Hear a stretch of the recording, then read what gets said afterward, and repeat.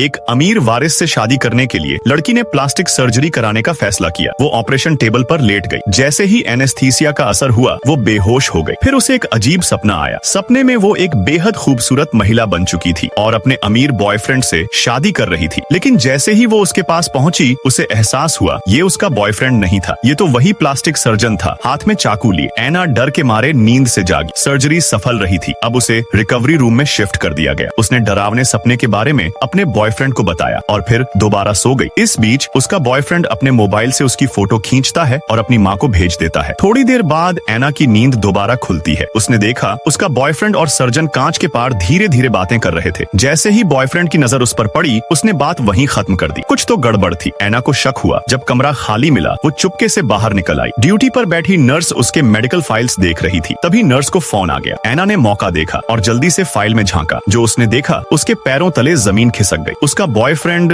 उसे बदसूरत समझता था और डॉक्टर से कहा था कि एक और सर्जरी करके उसका चेहरा और बदल दिया जाए। उसी वक्त बगल के कमरे से कुछ अजीब सी आवाजें आईं। जिज्ञासा में एना ने जब उस कमरे में झांका वहाँ एक औरत थी पर चेहरा पूरा खाली था। डरी हुई एना पलटी लेकिन सीधे टकराई सर्जन से। उसने एना को जबरदस्ती वापस ऑपरेशन टेबल पर घसीट लिया। जब उसको होश आया तो दूसरी सर्जरी पहले ही हो चुकी थी। उसका बॉयफ्रेंड मुस्कुराते हुए बोला, अब तुम बहुत खूबसूरत लग रही हो, माँ को भी पसंद आओगी। लेकिन जब एना ने धीरे धीरे अपने चेहरे की पट्टियां खोली तो आईने में जो दिखा वो इंसान नहीं था।